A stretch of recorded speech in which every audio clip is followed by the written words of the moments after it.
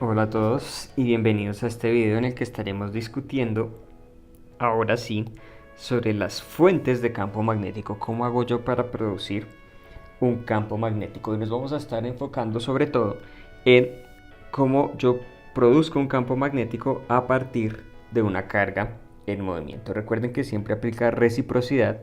Si yo para sentir un campo magnético necesito ser una carga y estar en movimiento, entonces para producir un campo magnético yo necesito ser una carga y estar en movimiento. Fíjense que lo mismo aplica para campos eléctricos. Para producir un campo eléctrico yo necesito una carga y para sentir un campo eléctrico yo necesito ser una carga. Entonces, el problema que nos interesa es el siguiente. Tenemos una carga Q moviéndose con cierta velocidad V y estamos interesados entonces en conocer el campo magnético que esa carga Q produce aquí en un punto P cualquiera. Ese punto P es cualquier punto del espacio. La expresión que experimentalmente se ha encontrado para esa dependencia del campo magnético con la carga es esta que aparece aquí y de nuevo, como en todo lo que se hace en magnetismo, aparece un producto cruz. Esta expresión básicamente lo que nos dice es que el campo magnético en este punto P depende de las siguientes cosas. Obviamente depende de la carga. Entre más grande sea la carga, pues mayor va a ser el campo magnético que aparece en P. Depende de la velocidad de la carga. Entre más rápido se mueva esa carga, mayor va a ser el campo magnético que produce.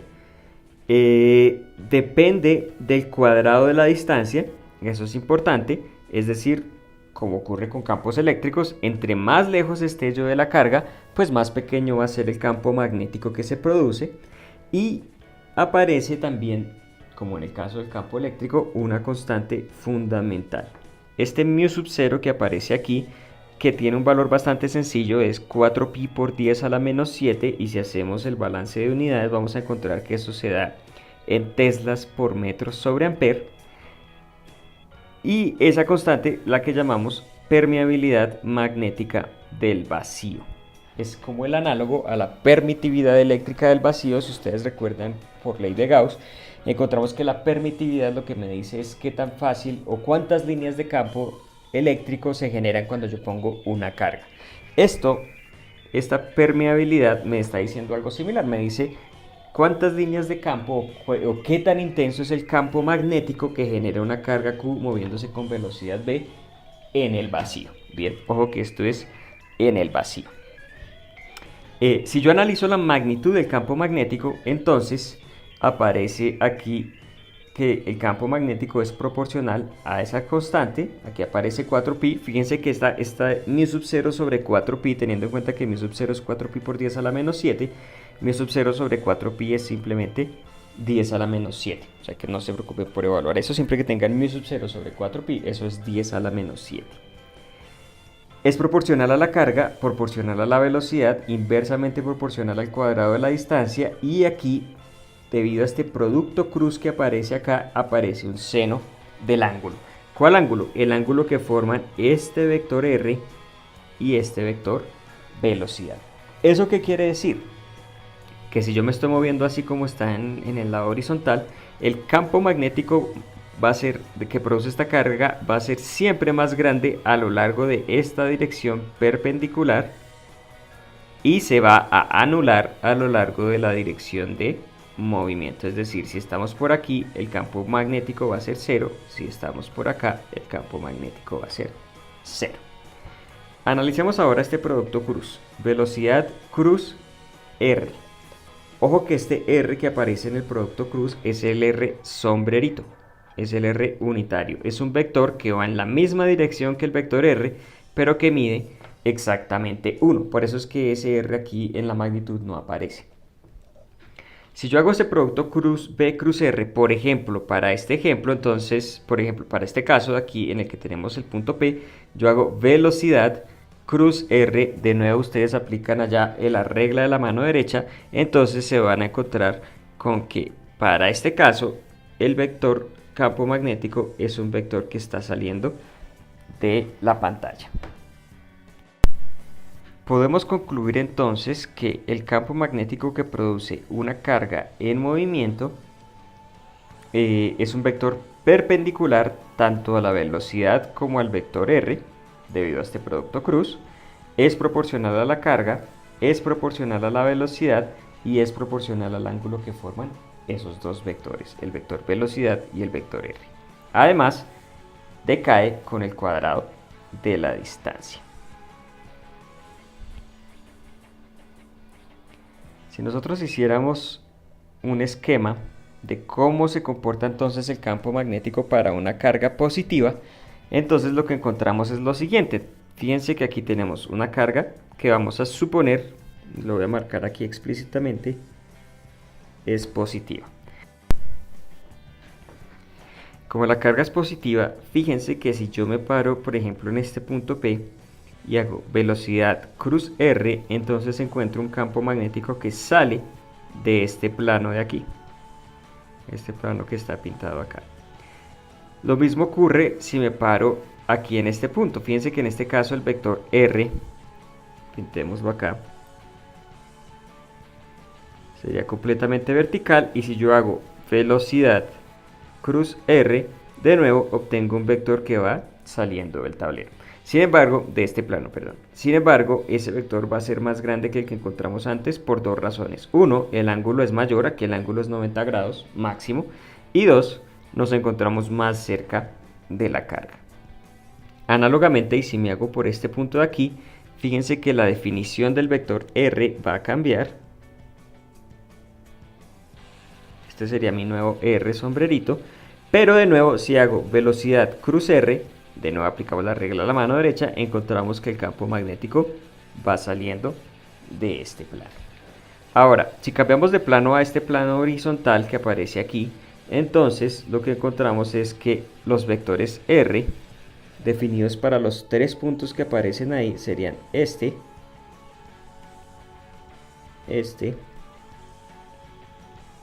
y este. Y de nuevo, ustedes aplicando la regla a la mano derecha se dan cuenta que si hacen velocidad cruz R, entonces eso les da un vector hacia abajo. Aquí velocidad cruz R, de nuevo vector hacia abajo. Y aquí velocidad cruz R, de nuevo encuentran un vector hacia abajo. ¿Por qué este vector es más grande? Por dos razones. Uno, estamos más cerca de la carga. Dos, el ángulo es 90 grados, de manera que el campo magnético tiene su valor máximo. Ahora, ustedes se dan cuenta que este campo magnético tiende a dar giros. Ustedes ya saben, las líneas de campo siempre son líneas cerradas, y en este caso lo que encontramos es que las líneas de campo parecen ser líneas circulares. Y ese es en efecto el diagrama de líneas de campo de este sistema. Aquí esta es la carga y esta X quiere decir que la carga está entrando hacia la pantalla. Y si yo miro desde atrás la carga, entonces lo que voy a encontrar es que las líneas de campo son líneas circulares alrededor de la carga, ¿sí? Siempre son líneas circulares alrededor de la carga. Ahora, ¿en qué sentido giran esas líneas? En eso, de nuevo, nos ayuda la regla de la mano derecha. Si ustedes ubican el pulgar en la dirección en la que se mueve la carga, entonces los dedos les van a dar el sentido en el que están girando las líneas de campo magnético. Fíjense que el plano sobre el que esas líneas de campo magnético van a estar más densas, que implica que el campo magnético tiene la mayor magnitud, es justamente este plano de aquí, que es el plano de la carga. Y fíjense también que si la carga se está moviendo, ese plano se está moviendo también. En todo caso, lo que es importante recordar acá o tener en cuenta es que las líneas de campo de una carga puntual que se mueven son circulares, y que el sentido de giro de esas líneas lo da la regla de la mano derecha. Muy bien.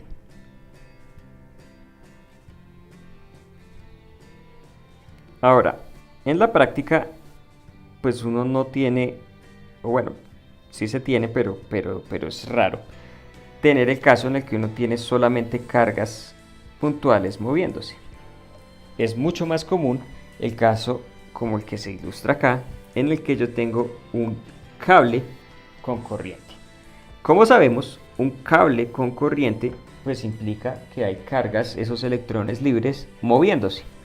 De acuerdo a nuestro modelo microscópico que tenemos, si yo tengo una corriente fluyendo en este sentido, como me lo indica esta corriente aquí, eso quiere decir que yo tengo electrones fluyendo en el sentido contrario con una velocidad que es la que llamamos la velocidad de deriva.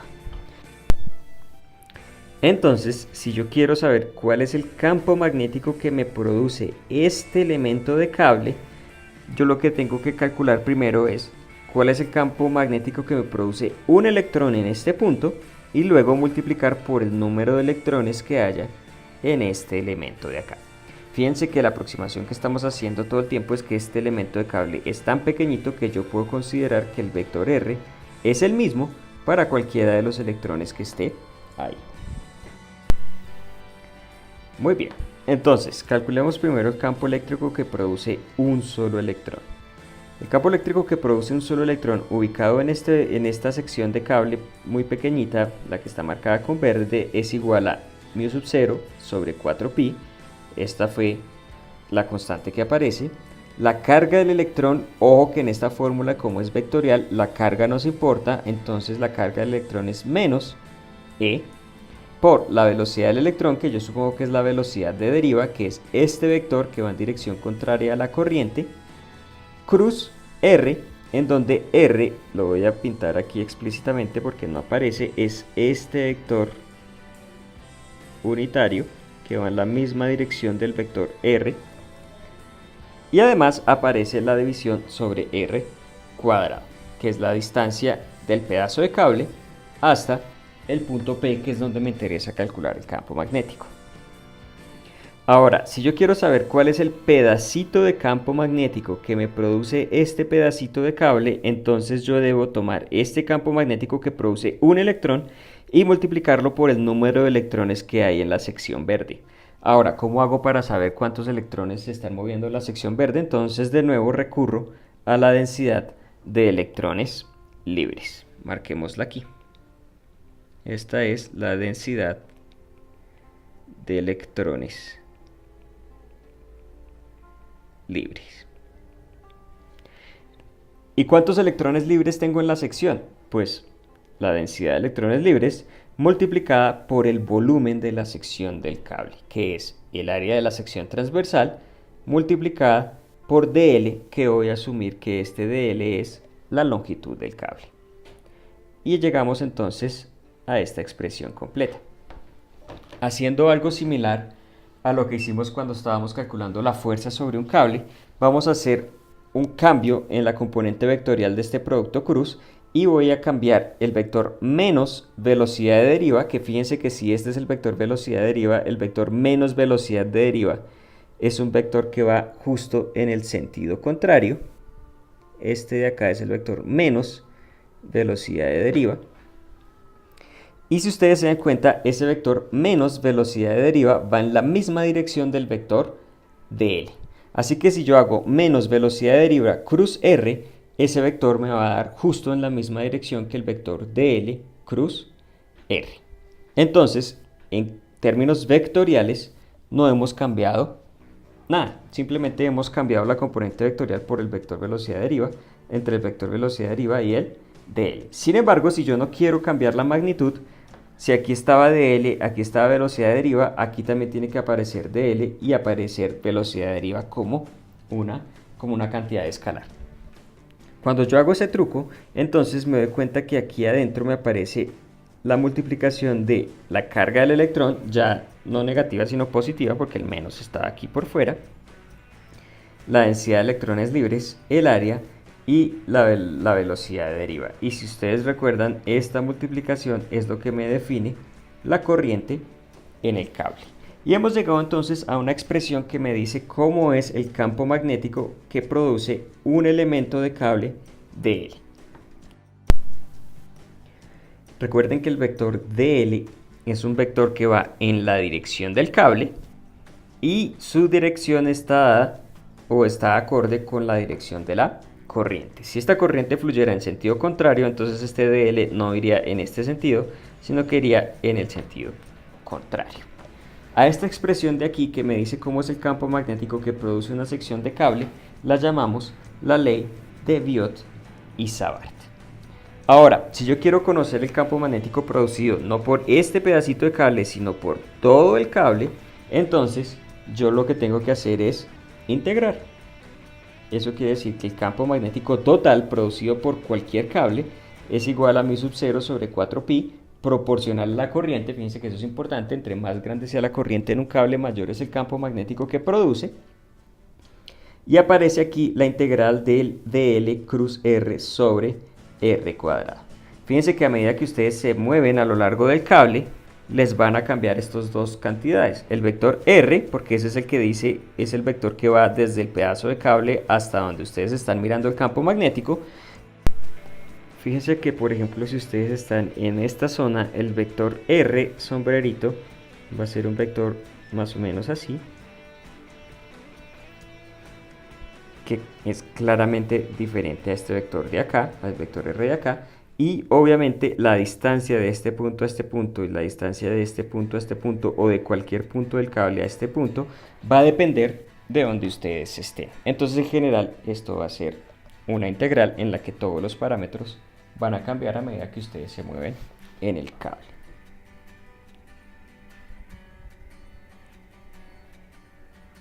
Sin embargo, es importante ver, teniendo en cuenta esta expresión de aquí, y mi sub 0, bueno, mejor acá, y dl cruz r sobre r cuadrado, cómo es entonces el campo o cómo son las líneas de campo magnético para un elemento de corriente. Y pues si ustedes se dan cuenta, hemos llegado exactamente a un diagrama muy similar al que teníamos para una carga puntual. Pues básicamente porque tenemos lo mismo, salvo que aquí ya no tenemos una carga, sino que tenemos muchas cargas moviéndose, pero estamos suponiendo que este dl es tan pequeño como para que valga la suposición de que todas las cargas están en el mismo punto. Entonces, fíjense que aquí la regla es la dirección del vector dl cruz r. Ese es el que vamos a tener en cuenta aquí. Entonces, de nuevo, si estoy en este punto, dl cruz r me dan vectores hacia afuera. Si estoy en cambio en este plano horizontal, hago dl, que es este, cruz r, por ejemplo, para este caso, vector hacia abajo, r para este caso, vector hacia abajo, y r para este caso, vector hacia abajo.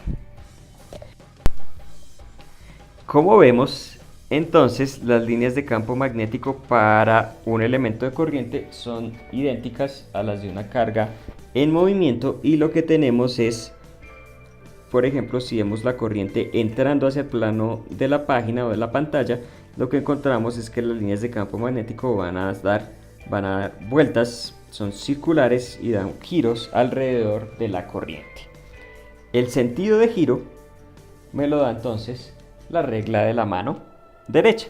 De nuevo, si su dedo gordo va en el sentido de la corriente, entonces los dedos les van a decir a ustedes en qué sentido están girando las líneas de campo magnético alrededor de esa corriente. Hagamos ahora un ejemplo sencillo para ver cómo podemos utilizar la ley de Biot-Savart para calcular el campo magnético que produce un cable. Aquí lo que tenemos es una sección de cable recta, ¿sí?, que tiene una longitud total 2A. Fíjense que aquí vamos desde menos A a A. Y lo que queremos es encontrar cuál es el campo magnético que esa sección de cable produce aquí en este punto P. Fíjense que estamos en un punto de simetría, ya que esta línea de acá parte el cable exactamente en la mitad, menos A y A. Entonces nos vamos a parar aquí, en este punto de simetría. El origen de esa simetría es básicamente que las integrales nos den bastante sencillas. Entonces, ¿cómo vamos a hacer para calcular el campo magnético total que produce esa sección de cable? Pues lo que vamos a hacer es utilizar nuestra técnica, picar el cable, tomar un elemento muy pequeñito de cable, calcular el campo magnético que ese elemento produce acá y finalmente integrar sobre todo el cable para encontrar el campo magnético total. Ahora, para este pedacito de cable cuya longitud es dl, el vector dl, porque necesitamos eso como vector, es entonces un vector hacia arriba. Recuerden que esa dirección del vector dl la da la corriente. Entonces la corriente va hacia arriba, el vector de L va hacia arriba también.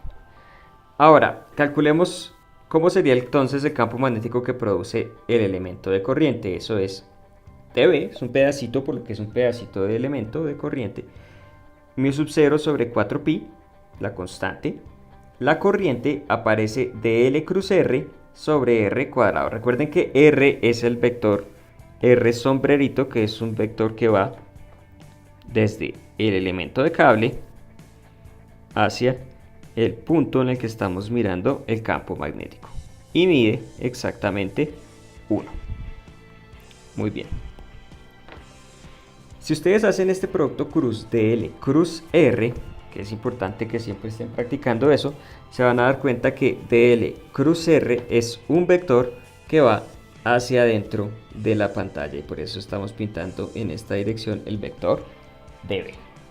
Ahora, eso no va a cambiar independiente de donde ustedes estén parados aquí sobre el cable. Si ustedes hacen el ejercicio por acá, este siendo el vector dL, este siendo el vector R, se van a dar cuenta que dL cruz R de nuevo les da un vector hacia adentro de la pantalla. Entonces, todos estos elementos de cable me producen un campo magnético que está siempre dirigido en la misma dirección, hacia adentro de la pantalla. De manera que no necesito preocuparme por direcciones, ni qué dirección se cancela o algo así, porque todas se van a siempre a sumar y siempre va hacia adentro de la pantalla. Ahora, en magnitud, este campo magnético, ¿cuánto vale? Pues entonces lo que voy a utilizar es calcularle la magnitud a esta cantidad y cuando yo le calculo la magnitud a un producto cruz aparece una dependencia importante porque es que ahí es que me aparece el seno del ángulo que forman. Entonces si yo hago dB es igual a mu sub 0 sobre 4pi, magnitud de la corriente, magnitud de dL, magnitud de R, como es un elemento, un vector unitario, la magnitud es 1, no aparece, y el seno del ángulo que forman, que es este de acá. Ahora, R cuadrado en términos de X, que es la distancia del cable, y Y, que es la posición del elemento del cable, del elemento de corriente que está aquí, entonces eso me queda X cuadrado más Y cuadrado. Ese sería R cuadrado. Listo. Veremos un poco la configuración geométrica en este problema. Formalmente, si este es el vector dL y este es el vector R, que son estos dos que estaban en nuestro dibujo original, este ángulo de acá, θ, es el que yo debo meter aquí para calcular el seno. Sin embargo, nos damos cuenta que ese ángulo es complementario de este ángulo beta de aquí, que es este ángulo de acá. Y si ustedes recuerdan de trigonometría, el seno de dos ángulos complementarios es el mismo, es decir, seno de θ y seno de beta son iguales. ¿Qué es la ventaja? Que yo el seno de beta, que es este ángulo acá, sí lo puedo calcular como cateto opuesto, que es x, sobre la hipotenusa, que es la raíz de x cuadrado más y cuadrado. Teniendo en cuenta ese resultado, entonces yo puedo escribir el campo magnético que produce este elemento de corriente como mu sub 0 sobre 4pi, la corriente x de L sobre x cuadrado más y cuadrado. Finalmente el campo total lo logro cuando yo integro sobre todos los elementos de corriente, pero para hacer esa integral yo me doy cuenta que el de L es igual a de Y, porque yo siempre me estoy moviendo a lo largo del eje Y.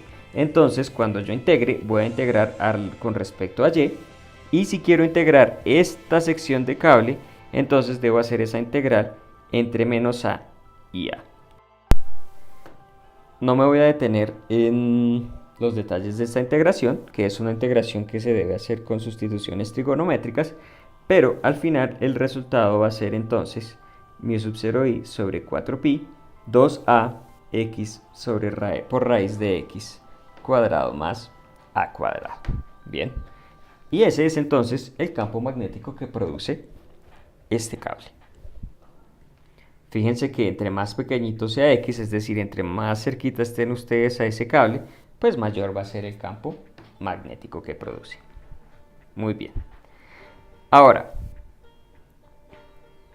vamos a utilizar este resultado para hacer una aproximación que nos va a servir o que nos va a ser muy útil para lo que sigue más adelante. y es para calcular, o el objetivo es calcular el campo magnético que produce una línea de corriente ya no finita como esta, sino un alambre infinito recto con corriente.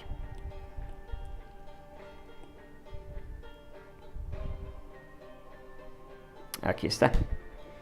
Entonces, fíjense que en este caso ya no tenemos límites, simplemente este es un alambre muy largo y recto todo el tiempo. Y si ustedes se dan cuenta, pues este caso es simplemente un caso límite del caso anterior en el que yo hago A tender a infinito. Acuérdense que estaba relacionado con la longitud del cable. Si yo hago tender a infinito, entonces lo que voy a encontrar es el siguiente límite de cuando a tiende a infinito. Si a tiende a infinito, fíjense que x cuadrado más a cuadrado en este término, el único que importa es a cuadrado, de manera que esta raíz se aproxima a simplemente, que se cancela con el a de arriba, y aquí me aparece un 2 que se cancela con este de acá, y finalmente lo que llegamos es un mu sub 0i sobre 2pi x. Y esto es el campo magnético de un alambre recto e infinito, transportando una corriente I.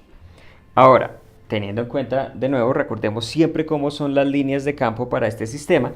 El alambre me va a producir un campo magnético siempre dando vueltas alrededor de la corriente. Y recuerden siempre, el sentido del campo magnético está dado por la regla de la mano derecha. Si ustedes recuerdan, esta es una expresión muy similar a la que teníamos para el campo eléctrico de una línea cargada infinita. ¿Sí? Eso se debe a que la dependencia con la distancia de tanto el campo eléctrico como el campo magnético es la misma y es 1 sobre r al cuadrado. Entonces, simplemente para que lo tengamos claro, en este caso particular, el campo magnético aquí en este punto iría entrando a la pantalla. Bien, no hay que confundirse la dirección del campo eléctrico con la dirección del campo magnético porque son completamente diferentes. Esta relación de similitud aparece para las magnitudes.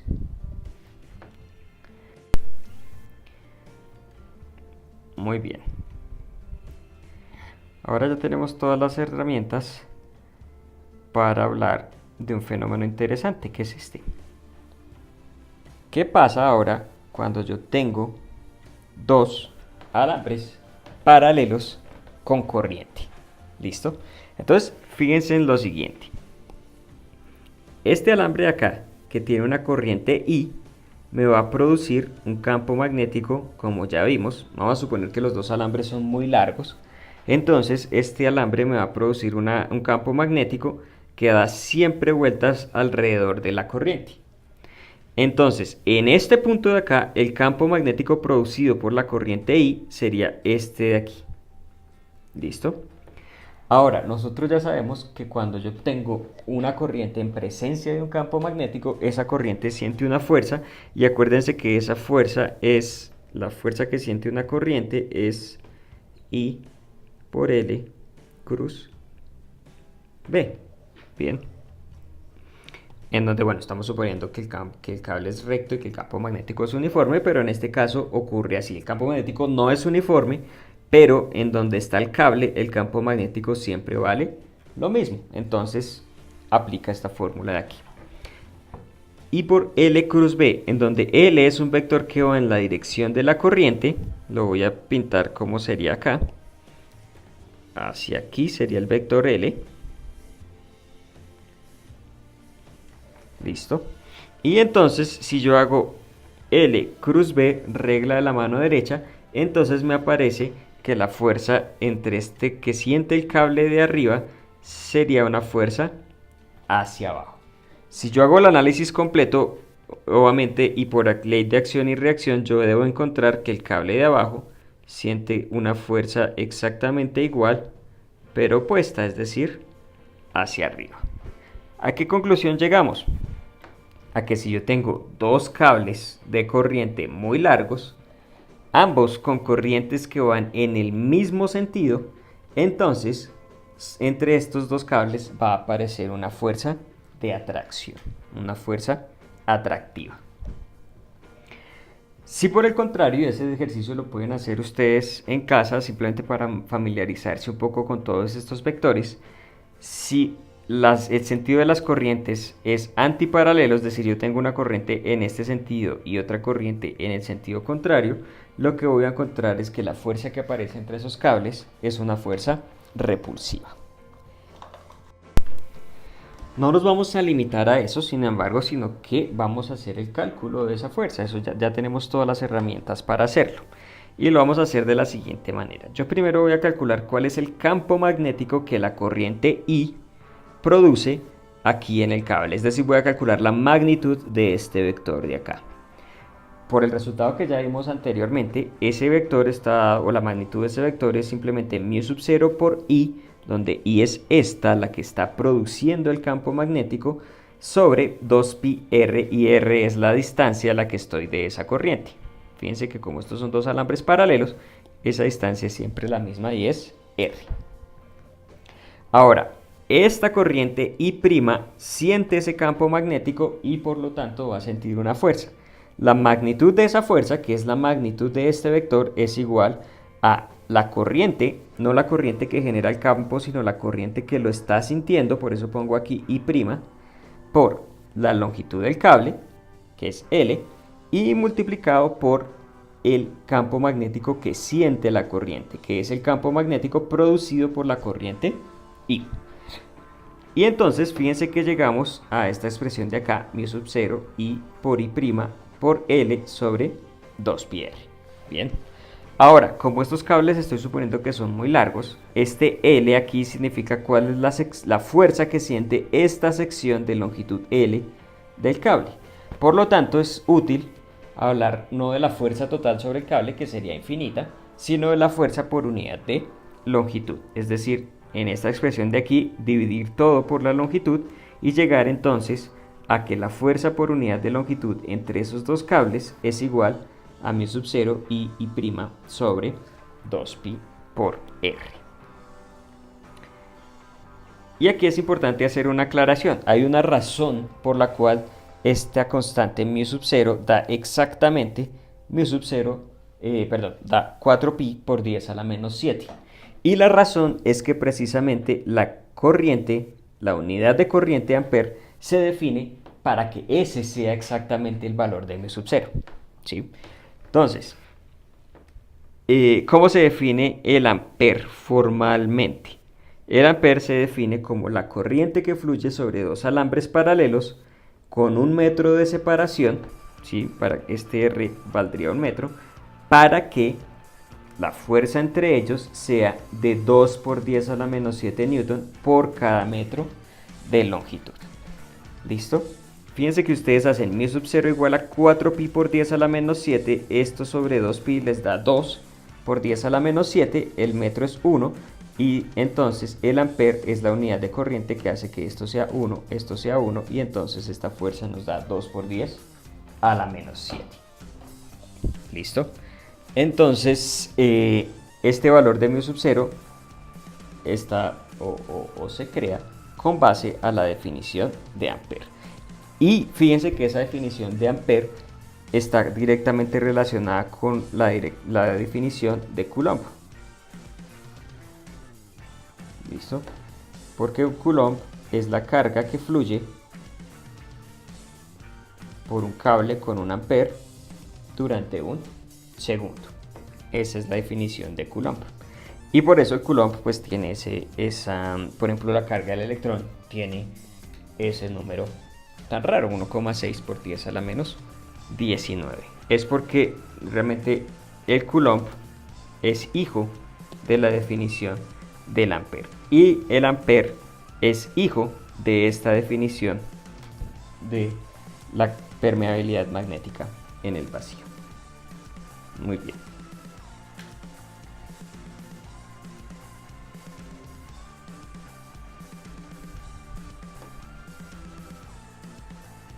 Listo. Vamos ahora a exponer el que es quizá el resultado más importante de este capítulo, que se llama la ley de Ampère. Y para mostrarles más o menos en qué consiste la ley de Ampere, pues vamos a hacer un par de ejemplos bastante sencillos y después vamos a proceder a hacer la generalización. ¿Listo? Entonces, fíjense, supongan que ustedes tienen, como aparece aquí, una corriente que está saliendo del tablero o de la pantalla. Por eso tenemos un puntico aquí, la corriente viene saliendo. Por regla de la mano derecha, esa corriente entonces, suponga que esto es un alambre muy recto, muy largo, para que sea muy sencillo, es un alambre largo y recto. Y entonces el campo magnético da vueltas alrededor de ese alambre, en el sentido en el que lo da la regla de la mano derecha. Entonces, si ustedes de nuevo lo hacen en casa, el pulgar viene saliendo de la pantalla y los dedos entonces les dan a ustedes el sentido de giro. Bien. Ahora yo me voy a inventar una trayectoria, que es esta que aparece marcada en negro. Una trayectoria, y sobre esa trayectoria voy a calcular la integral de circulación. Recuerden, una integral de circulación es una integral cerrada del campo punto dl. Recuerden qué es lo que estamos haciendo con esta integral. Básicamente lo que estamos haciendo con esta integral es coger esta trayectoria, picarla. Entonces aquí voy a hacer un pequeño picadito, un pedazo de trayectoria. Para ese pedazo de trayectoria voy a definir un vector dl, que es un vector que va en la dirección de la trayectoria y cuya longitud es la longitud del pedacito, y voy a calcular el producto punto entre ese vector dl que va en la dirección de la trayectoria y el vector campo magnético. ¿Listo? Y eso lo hago exactamente para todos los pedacitos sobre la trayectoria, calcular el producto punto entre estos dos vectores. ¿Listo? Ahora, por la simetría que tiene este problema, fíjense que siempre el vector dl y el vector b son vectores tangenciales que van en la misma dirección.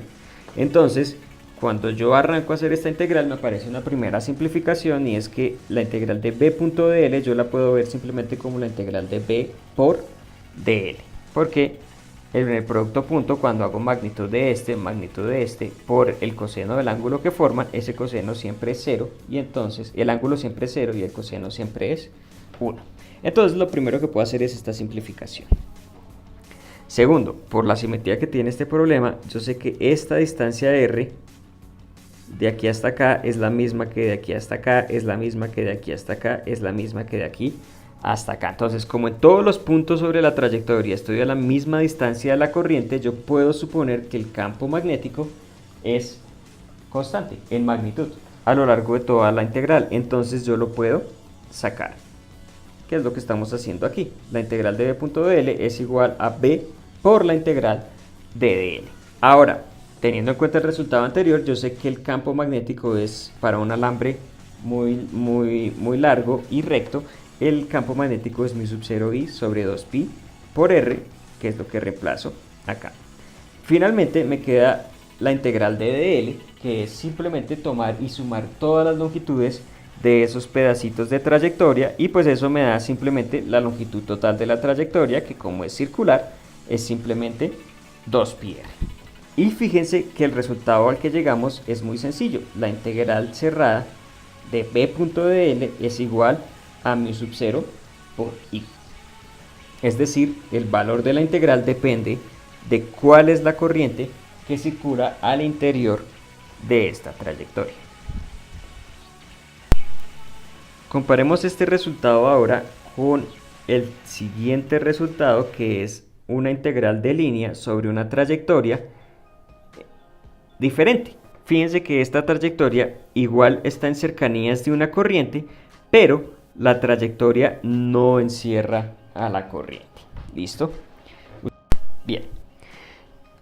Vamos a hacer entonces esta integral. No, arrancamos desde aquí, desde A, nos vamos aquí a B, después bajamos aquí a C y volvemos a D y luego a A. Fíjense que esta integral o esta trayectoria tiene dos secciones circulares. Esta de aquí, que tiene radio R1, y esta de aquí, que tiene radio R2. ¿Listo? Ahora, como estos son integrales, yo siempre las integrales las puedo separar, entonces lo que voy a hacer es separar esta integral cerrada en 4 integrales abiertas, por eso ya no tienen los circulitos. Una integral que va desde A hasta B, una integral que va desde B a C, otra integral que va desde C a D y otra integral que va desde D a A. Entonces aquí están las 4 integrales. Ahora analicemos el producto punto dentro de cada una de esas integrales y veamos qué resultado obtenemos. Como esta trayectoria es circular y el campo magnético que produce esta corriente también hace círculos, yo lo que encuentro es que para esta trayectoria entre A y B, el vector campo y el vector dl siempre son paralelos. Entonces este B punto dl yo lo puedo ver como B por dl. Cuando voy de B a C, yo me estoy moviendo a lo largo de una trayectoria que es radial, es decir, una trayectoria que va hacia la corriente. Y como el campo magnético da giros alrededor de la corriente, entonces yo encuentro que para esta transección entre B y C, DL y B son perpendiculares. Entonces cuando yo haga B punto DL, esto me va a dar 0. ¿Eso qué quiere decir? Que esta integral de aquí se me va a anular, no contribuye. Por otro lado, cuando hago la integral entre C y D, de nuevo estoy haciendo una integral a lo largo de una línea tangencial, bien, pero esta vez estoy moviéndome en el sentido contrario al campo. Fíjense que el campo da vueltas siguiendo la regla de la mano derecha, siempre en el sentido contrario a las manecillas del reloj en este dibujo, mientras que yo estoy recorriendo esta trayectoria en el sentido de las manecillas del reloj. ¿Eso qué quiere decir? Que en este caso B y DL son antiparalelos, ¿sí? Fíjense que el ángulo que forman ellos dos es 180. Entonces cuando yo haga B punto DL, eso me va a dar menos B por DL, porque el coseno de 180 grados es menos 1. Y finalmente, entre D y A, de nuevo estamos recorriendo una trayectoria radial. El campo magnético siempre es tangencial, entonces este vector DL y este el vector B forman un ángulo de 90 grados y de nuevo el B punto DL es igual a 0. De manera que de estos 4 intervalos solamente el de A y B y el de C y D van a contribuir, y teniendo en cuenta estas relaciones entre el B y el DL, al final lo que llego es a esta integral de acá. La integral entre A y B de B por DL menos la integral de C a D de B por DL. Bien, ahora, para ambas integrales el campo magnético se puede asumir como constante porque esta trayectoria siempre está a una distancia R1 de la corriente, mientras que esta siempre está a una distancia R2. Entonces, ojo, este es constante a lo largo de esta trayectoria, este es constante a lo largo de esta trayectoria, pero este y este no son iguales. Este es el campo magnético que sentimos acá, este de acá es el campo magnético que sentimos acá. Por eso es que cuando yo los saco de la integral y los escribo explícitamente, aquí aparece mi sub 0i sobre 2pi r1 y aquí aparece mi sub 0i sobre 2pi r2. Son diferentes en general. Muy bien. Y finalmente, en ambos casos nos queda la integral de dl, que es la longitud de la trayectoria. En el primer caso es esta longitud de aquí hasta acá y en el segundo caso es esta longitud de aquí hasta acá. Ahora, si suponemos que el ángulo que barren las dos trayectorias es este ángulo θ de aquí, yo puedo escribir esas longitudes como R1 por θ para este caso de afuera y R2 por θ para este caso de adentro. Fíjense que lo que estamos haciendo es utilizar longitudes de arco. La longitud de un arco siempre es radio por el ángulo que barre. Entonces fíjense lo curioso, cuando yo haga esta integral, aquí queda R1 por θ aquí, y fíjense que el R1 y el R1 se me van a cancelar, y para la segunda integral aquí aparece R2θ y el R2 y el R2 se me van a cancelar, y los dos términos quedan exactamente idénticos, con lo que yo concluyo que la integral de circulación para esta trayectoria es igual a 0. Entonces, fíjense a lo que hemos llegado. A que esa integral de trayectoria nos da 0 si la trayectoria no encierra ninguna corriente. Pero si la trayectoria sí encierra una corriente, entonces nos da mu sub 0 por i. Aunque hemos mostrado eso para un caso muy específico, resulta que ese resultado es completamente general.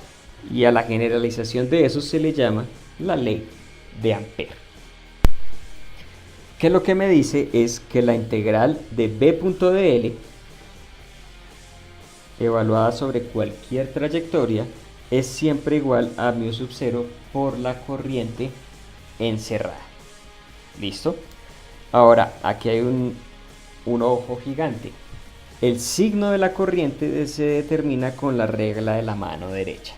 Y me explico.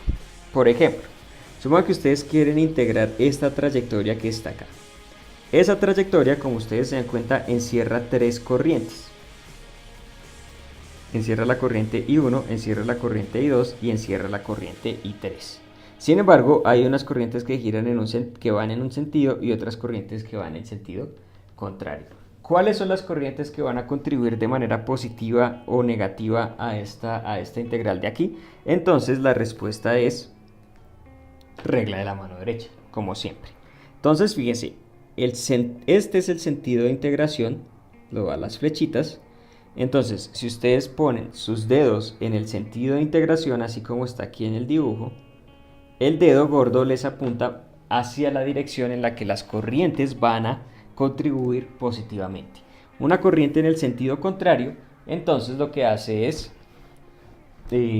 contribuir negativamente. ¿Eso qué quiere decir? Que yo sé que esta integral, en este caso que aparece en el dibujo, es igual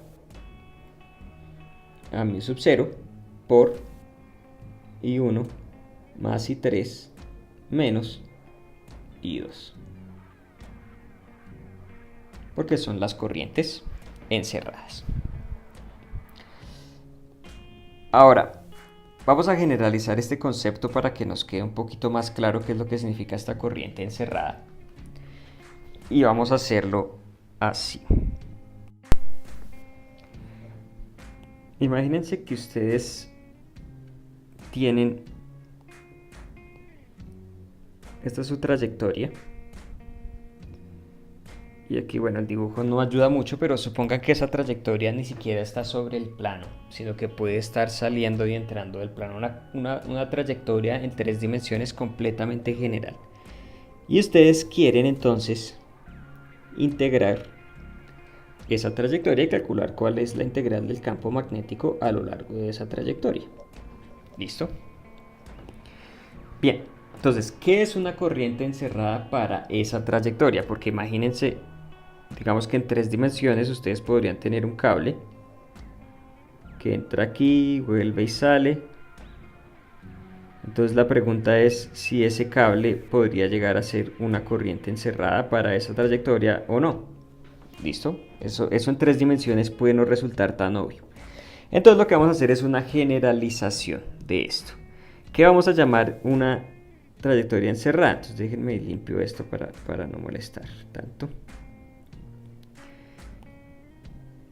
Esta es nuestra trayectoria y que es una corriente encerrada. Entonces lo que ustedes se van a imaginar es lo siguiente. ¿Se acuerdan de esos juguetes que venden para hacer pompas de jabón? ¿Listo? Entonces supongan que su trayectoria es el borde de ese juguetico y ustedes están haciendo entonces una pompa de jabón, y esa pompa de jabón pues es una superficie cuyo borde es la trayectoria que estamos integrando. ¿Listo? Esa es la pompa de jabón. Ojo que esa pompa de jabón no es única. Yo podría tener también una pompa de jabón como esta, por ejemplo. Fíjense que aquí es como si ya hubiéramos soplado un poquito y entonces la pompa empieza a salirse, pero igual es la misma técnica, es el mismo principio. Es una superficie, que en este caso es esta superficie azul, cuyo borde es de nuevo la trayectoria de integración. Entonces, ahora sí, con base en estas pompas de jabón, ¿qué es una corriente encerrada? Entonces, una corriente encerrada va a ser cualquier corriente que básicamente, y aquí voy a marcar esto así, cualquier corriente que atraviese mi superficie. ¿Listo? Eso es entonces una corriente encerrada. Para el caso de la pompita de jabón, entonces yo podría tener algo así. Entonces el dibujo bien hechecito para que parezca más real. Entonces, cualquier corriente que me atraviese las superficies cuyo borde es la trayectoria de integración, entonces es una corriente encerrada.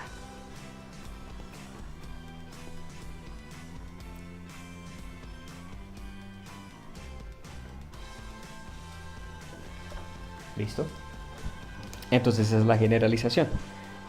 De nuevo, la ley de Ampère me dice que la integral de línea o de circulación sobre una trayectoria cerrada del campo magnético es igual a μ sub 0 por corriente encerrada, donde corriente encerrada es la corriente que atraviesa cualquier superficie cuyo borde es la trayectoria de integración. De nuevo, cualquier superficie cuyo borde es la trayectoria de integración. Y esa integral debe darme igual lo mismo independiente de la superficie que yo escoja. Es decir, si estas configuraciones son la misma configuración de corriente, esta integral aquí y esta integral aquí me tiene que dar igual.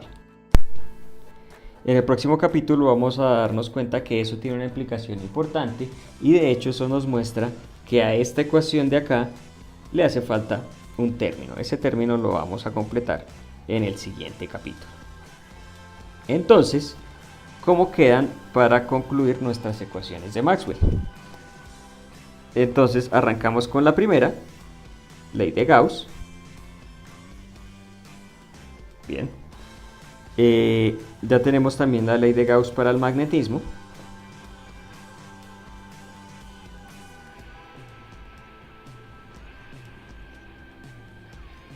Y hemos entonces encontrado que esta integral cerrada de B punto de L es igual a μ sub 0 por la corriente encerrada, y hasta donde sabemos la integral de E punto de L es igual a 0, porque esa es la definición de potencial eléctrico.